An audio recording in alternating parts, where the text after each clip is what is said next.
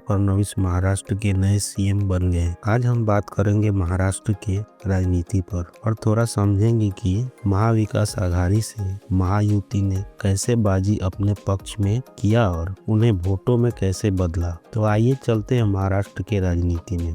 महाराष्ट्र में कुल 288 सीटों पर 20 नवंबर को विधानसभा चुनाव हुए। इस चुनाव में दो बड़ा महागठबंधन एक दूसरे के सामने थे। एनडीए की तरफ से महायुति अलायंस, जिसमें मुख्य 3 पार्टियां थी, बीजेपी शिवसेना एकनाथ शिंदे की और एनसीपी अजित पवार की। वहीं इंडिया गठबंधन की तरफ से भी महाविकास आघाड़ी अलायंस थी, जिसमें कांग्रेस शिवसेना उद्धव ठाकरे की और एनसीपी शरद पवार की थी।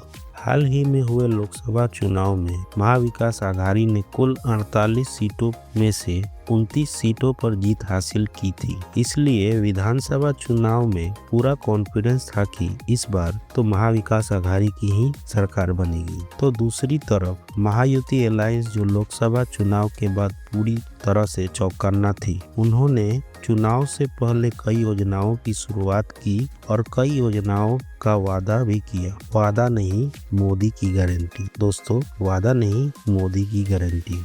जैसे कि मुख्यमंत्री माझी लाडली बहन योजना के तहत 1 करोड़ महिलाओं को हर महीने 1500 रुपये देना, और उन्होंने कहा कि हमारी सरकार फिर से सत्ता में आती है तो इसे 1500 से बढ़ाकर 2100 रुपये पर महीने कर देंगे। पुलिस में 25,000 युवा महिलाओं को नौकरी देने का वादा, किसानों का कर्ज माफी की गारंटी।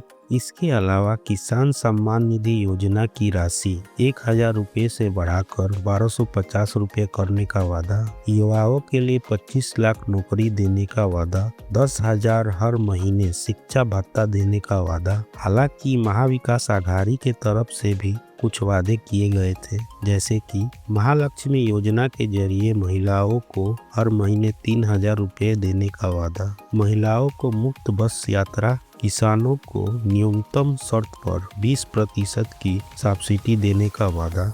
इन सब के बाद 23 नवंबर को चुनाव के नतीजे आते हैं। महायुति अलायंस को प्रचंड बहुमत से जीत मिलती है और महाविकास आघाड़ी मात्र 46 सीटों पर सिमट कर रह जाती है।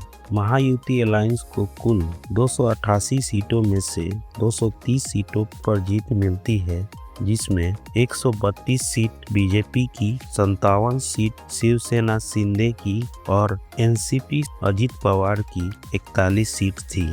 इन लोगों की चुनाव से पहले सीटों का बंटवारा कुछ इस प्रकार से हुआ था, आप स्क्रीन पर देख सकते हैं। चुनाव से पहले बहुत राजनीतिक पंडित कहते थे कि इस बार महाविकास आघाड़ी की ही सरकार बनेगी, और सारे के सारे एग्जिट पोल गलत साबित हुआ। इस चुनाव में ये भी पता चल गया कि कौन सी शिवसेना और कौन सी एनसीपी असली है। हालांकि इस पर हम कभी और बात करेंगे। तो मिलते हैं किसी और वीडियो में। तो दोस्तों, जय हिंद, जय महाराष्ट्र।